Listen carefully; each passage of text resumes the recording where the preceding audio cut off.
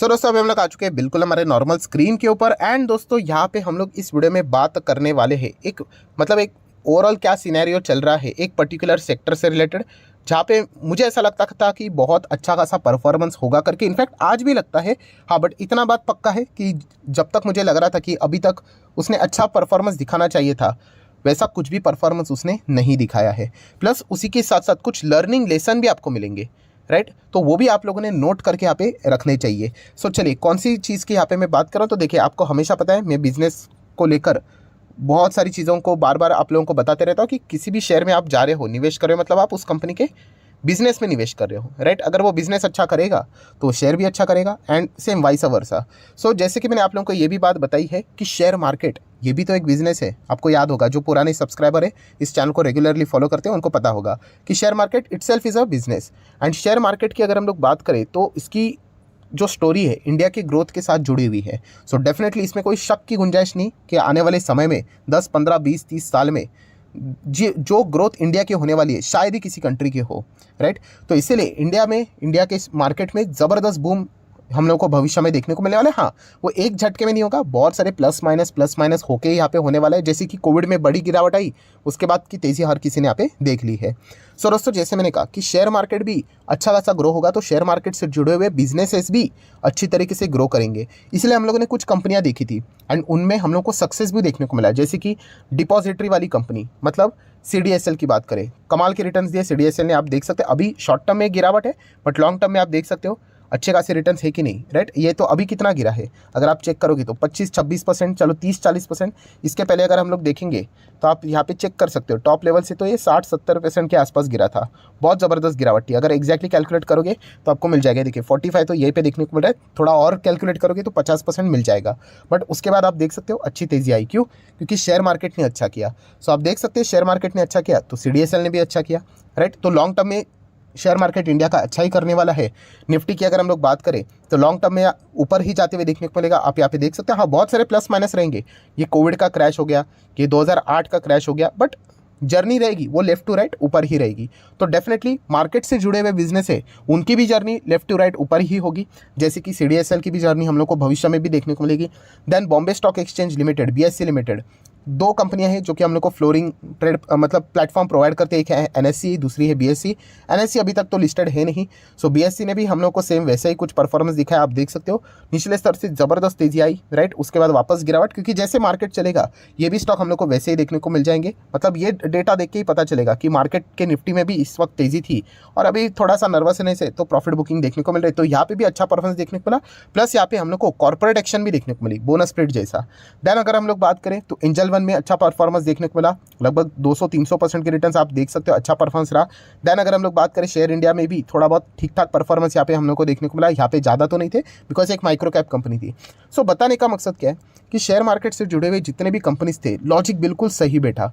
पर एक ऐसी जगह है दोस्तों जहाँ पे मतलब कह सकते हैं कि लॉजिक तो सही बैठा है, बट वो शेयर में वो लॉजिक वर्क करते हुए देखने को नहीं मिला। एंड वो है दोस्तों mutual fund industry. And in fact अगर मैं अपनी बात पर्सनली अगर आपके सामने रखूँ, या अभी जितने भी शेयर्स दिखाए ना, उससे कई गुना ज़्यादा मेरा भरोसा म्यूचुअल फंड इंडस्ट्री एंड उनसे जुड़े हुए जो शेयर्स है उससे रिलेटेड था। बट रिटर्न्स के मामले में बात करूं तो अभी तक कोई भी रिटर्न्स नहीं बने हैं। सो यही चीज़ हम लोग को देखने को मिली है। मतलब म्यूचुअल फंड इंडस्ट्री ग्रो होगी जैसे मैंने सोचा था, यस वैसे ही हुआ, बट शेयर्स नहीं भागे। जैसे कि अगर मैं म्यूचुअल फंड इंडस्ट्री की बात करूं तो आप देख सकते हो इंडिया के म्यूचुअल फंड इंडस्ट्री का average AUM, asset under management, लगभग 40 लाख करोड़ का हो चुका है।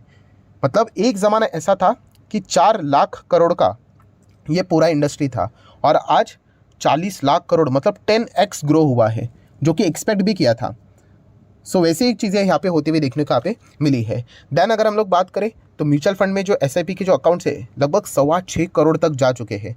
म्यूचुअल फंड में अगर हम लोग SIP की बात करें तो अभी लगभग अभी 14,000 करोड़ का भी मंथली SIP आ सकता है। इतना डेटा हम लोग को देखने को यहाँ पे मिल रहा है। मतलब लॉजिक क्या है दोस्तों? लॉजिक बिल्कुल सही था कि म्यूचुअल फंड इंडस्ट्री अच्छी तरीके से ग्रो करेगी, शेयर मार्केट ग्रो करेगा तो वो भी ग्रो करना चाहिए। तो इंडस्ट्री तो ग्रो की, बट जो शेयर्स हम लोग को देखने को मिल जाते हैं म्यूचुअल फंड से रिलेटेड, वहाँ पे अभी तक हम लोग को कोई भी तेज़ी देखने को नहीं मिली है। सो उन्हीं शेयर्स के ऊपर अभी हम लोग आ जाते हैं, बट उससे पहले ठीक है दोस्तों, जैसे मैंने कहा कि AMC वाले कंपनीज कितने हैं मार्केट में? 4 ही कंपनी है। एक है आदित्य बिरला सन लाइफ, देन HDFC, AMC की बात करें, निप्पॉन की बात करें एंड यूटीआई एएमसी। सो ये 4 कंपनीज हम लोग को देखने को यहाँ पे मिल रहे हैं। एंड इन 4 में से अगर मैं बात करूँ, राइट, कुछ कंपनियाँ तो बाद में आ गई, जैसे कि यूटीआई बाद में आ गई, देन देखा गया आदित्य बिरला भी बाद में आ गई। इनिशियल स्टेज पे एचडीएफसी एंड निप्पॉन, ये 2 ही देखने को मिलता था। निप्पॉन भी पहले वो रिलायंस के हम लोग को इसमें देखने को मिलता था, वो बाद में यहाँ पे हम लोग को कन्वर्ट होते हुए देखने को यहाँ पे मिला है। सो इन 4 कंपनीज में अगर देखा गया तो मेरा सबसे ज़्यादा जो भरोसा था वो एचडीएफसी एएमसी के ऊपर था कि ये कंपनी ज़बरदस्त धूम मचाएगी। मतलब पर्सनली तो मुझे लगता था कि ये 10,000 भी जाएगा। एंड सबसे वर्स्ट पॉइंट ये है दोस्तों कि इसके बीच में बुल रन भी देखने को मिला जो 2020 क्रैश के बाद।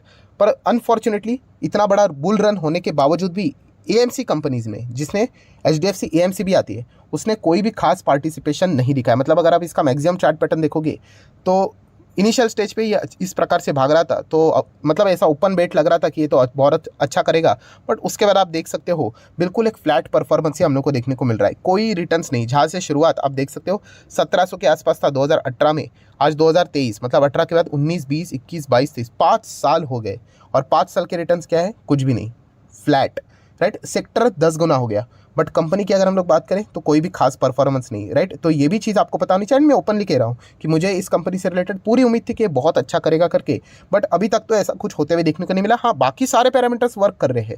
3,900 करोड़, 4,600 करोड़, 5,400 करोड़ के रिजर्व्स हो गए बैलेंस शीट में। कर्जे की बात करें तो एएमसी कंपनीज को कर्जा किस चीज़ के लिए चाहिए? Long term, short term borrowing तो जीरो ही रहेगा। एंड अगर हम लोग बात करेंगे कैश एंड कैश इक्विवेलेंट, तो लगभग 8 CR के आसपास का कैश देखने को यहाँ पे मिल रहा है। इतना ही नहीं, कंपनी का मार्केट कैप 40,000 करोड़ के आसपास का है, डिसेंट है। देन अगर हम लोग यहाँ पे नीचे भी जाते हैं, कंपनी का पीएनएल भी देखते हैं, तो आप चेक कर सकते हैं कंपनी का प्रॉफिट 300 करोड़ था, फिर 358, फिर 416 होते होते 478, 550, 7, 711, 931, देन 1200, फिर 1300, 26, फिर 93, फिर 91। सो अच्छा खासा हम लोग को ग्रोथ देखने को मिला। हाँ, एक बात कह सकते हैं कि थोड़ा सा फ्लैट टाइप का परफॉर्मेंस है, बट स्टिल जिस प्रकार से लेफ्ट टू राइट वो ऊपर जा रहे हैं कंपनी का नेट प्रॉफिट, उस हिसाब से तो शेयर का प्राइस अभी तक तो देखने को यहाँ पे नहीं मिला है। एंड एचडीएफसी ग्रुप से बिलोंग करती है, तो प्रमोटर होल्डिंग में कोई चिंता की बात है नहीं। एफआईएस डीएस भी यहाँ पे ज़बरदस्त होल्डिंग यहाँ पे रख रहे हैं। पब्लिक की बात करें तो वो भी ठीक ठाक होल्डिंग देखने को यहाँ पे मिल रही है। सो बताने का मकसद क्या है दोस्तों कि यहाँ पे सेक्टर अच्छी तरीके से ग्रो किया, बट एचडीएफसी एएमसी यहाँ पे कुछ इतना खास क्या, कुछ भी नहीं किया है परफॉर्मेंस। ये हम लोग को फिलहाल तो देखने को यहाँ पे मिल रहा है। सेम कहानी निप्पॉन लाइफ की भी वैसे ही देखने को मिल रही है। ये भी हम लोग को कंपनी अगर आप देखोगे जहाँ से शुरू हुआ वहाँ से अभी तो ये उसके भी नीचे हम लोग को जाते हुए देखने को यहाँ पे मिल रहा है। सो ये भी एक मिड कैप क्वालिटी की कंपनी है। देन अगर हम लोग बात करेंगे आदित्य बिरला सन लाइफ, राइट, इसका परफॉर्मेंस तो नीचे ही जा रहा है। 43% की गिरावट इस कंपनी में देखने को यहाँ पे मिल रही है। ये तो एएमसी वाली कंपनी है। एंड उसी के साथ साथ अगर हम लोग बात करें यूटीआई एएमसी, तो इसका परफॉर्मेंस अगर हम लोग यहाँ पे देखेंगे तो बीच में ज़बरदस्त तेज़ी आई थी, बट इसके तेज़ी के पीछे की वजह एक है कि टाटा मतलब ये बीच में 2-3 बार अफवाह आई थी कि टाटा ग्रुप इस कंपनी का बिजनेस खरीद रहे करके, राइट। सो जब भी खबर आती थी स्टॉक सीधा 20% और के आसपास भागता था, एंड बाद में जैसे खबर शांत तो स्टॉक नीचे आता था। सो कुल मिला के कहानी क्या बन रही? कहानी यही बन रही है कि एंटायर एएमसी सेक्टर अभी तक सो रहा है, लिटरली। कोई अभी मतलब बोलते ना कुछ यहाँ पे मूवमेंट हम लोग को देखने को नहीं मिल रहा है। हाँ, हम लोग गलती ज़रूर एक्सेप्ट कर लेते कि अगर इसमें से कोई एक कंपनी अच्छी तरीके से भागती, जैसे कि अगर हम लोग बात करें ABCD कंपनियाँ हैं, ठीक है, 4 कंपनियाँ हैं, चलो इसमें से बी वाली कंपनी अगर बहुत रॉकेट की तरह भाग रहे तो हम लोग गलती एक्सेप्ट कर लेते कि हमने जो शेयर चूज़ किया है वो खराब है करके। बी वाली कंपनी में कुछ तो बात है, हम लोग उसको स्टडी कर लेते। बट स्टडी करने के बाद ये पता चलता है कि चारों कंपनियां ऑलमोस्ट सेम ही परफॉर्मेंस यहाँ पे दे रही है। एंड इनफैक्ट एचडीएफसी एएमसी का परफॉर्मेंस थोड़ा ज़्यादा ही हम लोग को बेटर देखने को मिल रहा है कंपैरिजन के हिसाब से। ऐसा कोई सुपर डुपर नहीं है। सो यही चीज़ें हम लोग को देखने को यहाँ पे मिल रही है। सो ओवरऑल दोस्तों, आपने इसमें कंक्लूजन या फिर लेसन क्या लर्न किया है कि देखिए, जैसे मैंने आप लोगों को कहा कि फ्यूचर ओरिएंटेड बिजनेस के ऊपर मैं फोकस रखता हूँ, एंड वो बिजनेसेस वर्क भी किए, बट शेयर मार्केट में कभी कभी रिजल्ट इमीडिएटली नहीं आते हैं। ये आप लोगों को एक लेसन लर्न होते हुए देखने को मिल रहा है। देन सबसे बड़ा गोल्डन लेसन क्या लर्न करने को मिल रहा है कि आपका भरोसा किसी पर्टिकुलर सेक्टर के ऊपर कितना भी क्यों ना हो और शेयर के ऊपर कितना भी क्यों ना हो, एक कंपनी में पूरा पैसा कभी नहीं लगाने का। अगर सोच लीजिए मैं अगर पूरा पैसा, बहुत बड़ा पैसा सिर्फ एचडीएफसी एएमसी में लगा देता, क्या होता? फंस गया ना मैं। तो यही चीज़ हम लोगों ने बिल्कुल भी यहाँ पे नहीं की। डाइवर्सिफिकेशन कितना इंपॉर्टेंट है, ये इससे चीज़ें हम लोग को समझ में आ जाती है, चाहे आपकी थियोरी कितनी भी सही क्यों ना हो, राइट। थियोरी तो मेरी सही निकली, एएमसी आप देख सकते हैं 10-10 गुना भाग करके, राइट, बट रिजल्ट के हिसाब से अगर हम लोग बात करें तो कुछ भी नहीं है, जीरो। सो ये एक लेसन हम लोग को लर्न करने को यहाँ पे मिल रहा है। सो अगर आप किसी भी कंपनी के ऊपर अगर आपको बहुत ज़्यादा भी भरोसा है, प्लीज़ पूरा का पूरा पैसा उस एक कंपनी में कभी भी मत लगाना, राइट। एक मतलब एक बोलते हैं ना, आपके पास जितना भी रहेगा उसका एक परसेंटेज के हिसाब से मैक्सिमम चलो 10% के आसपास आप यहाँ पे जा सकते हो। उसके ऊपर बहुत ज़्यादा अगर आप वेटेज देते हो तो पूरे पोर्टफोलियो को भी क्या कर सकता है, खराब करवा सकता है। सो ये सबसे बड़ा लर्निंग लेसन हम लोग को सीखने को यहाँ पे मिला है। सो ऐसे बहुत सारे सेक्टर है जिसके ऊपर मेरा भरोसा बहुत है, बट इस प्रैक्टिकल एग्जाम्पल के बाद अभी मैं वही चीज़ें फॉलो करता हूँ जो पहले भी यहाँ पे करता था। तो ये एक पॉइंट आप लोगों को सीखने को यहाँ पे मिल रहा है। एंड इसमें एक और कौन सा लर्निंग लेसन आपको मिल गया, यस, कि किसी भी मतलब वीडियो बनाने वाली व्यक्ति को, जिसमें मैं भी आता हूँ, यूट्यूब के ऊपर आपको बहुत सारे ऐसे व्यक्ति देखने को मिल जाएंगे, राइट। किसी के ऊपर ब्लाइंडली भरोसा मत कर लेना दोस्तों, राइट। अगर आप पैसा लगा देते हो और अगर आपका पैसा फंस गया तो फिर आपको नुकसान यहाँ पे होगा। तो ये भी एक लर्निंग लेसन है। मैं देखता हूँ कि बहुत सारे लोग कमेंट सेक्शन में लिखते हैं, सर हमें मार्केट नहीं आता है, पर हम आपके जो शेयर्स है उसको ब्लाइंडली कॉपी करते हैं, आप स्टडी करने के लिए देते हो उसके बावजूद। तो ऐसा नहीं करना है दोस्तों, आप यहाँ पे फंस जाओगे। तो खुद से सीखना है यहाँ पे। एंड जैसे मैंने कहा कि किसी का रिजल्ट 100% सही नहीं होता है, बट यही चीज़ों से सीख कर हम लोगों को क्या करना होता है, आगे बढ़ना होता है। तो ये भी एक लर्निंग लेसन है कि ब्लाइंडली कोई भी सोशल मीडिया को आप लोगों ने कॉपी नहीं करना है यहाँ पे, राइट। वरना क्या होता है कि फंसने के बाद उसके से रिलेटेड कोई कुछ बात नहीं बोलेगा। तो ये भी पॉइंट आपको सीखने को यहाँ पे मिल रहा है। सो देख लेते हैं अभी HDFC AMC शेयर्स में अभी आगे जाके क्या होता है करके। सेक्टर तो अच्छा कर रहा है, सो शेयर्स कब तक यहाँ पे जाग उठेंगे ये देखने के लिए इंतजार करना पड़ेगा। अभी 5 साल तो हो ही गए हैं, बहुत लंबा समय होता है। टाइम वैल्यू ऑफ मनी तो पूरी बैंड ही बच चुकी है उसके हिसाब से। बट चलिए ठीक है, हर वक्त हम लोग थोड़ी ना जीत सकते, उसके हिसाब से तो आगे बढ़ना होता है। सो आशा करता हूँ वीडियो हेल्पफुल लगा होगा, तो जरूर लाइक एंड शेयर कर देना। एंड डीमैट अकाउंट अगर आपने अभी तक ओपन नहीं किया है तो लिंक नीचे डिस्क्रिप्शन में 25 वीडियो की लिस्ट आपको बिल्कुल फ्री ऑफ कॉस्ट मिल जाएगी। आपका नाम, कौन सा अकाउंट अपने लिंक के थ्रू ओपन किया है, प्रॉपर्ली कमेंट सेक्शन बता देना। तो हफ्ते भर के अंदर सारे लेक्चर्स मेरे साइड से फ्री ऑफ कॉस्ट प्रोवाइड कर दी जाएंगे ताकि आप शेयर मार्केट को आसान भाषा से सीख सको। So that's it, thank you very much दोस्तों। We will be meeting our next video, तब तक के लिए बाय बाय।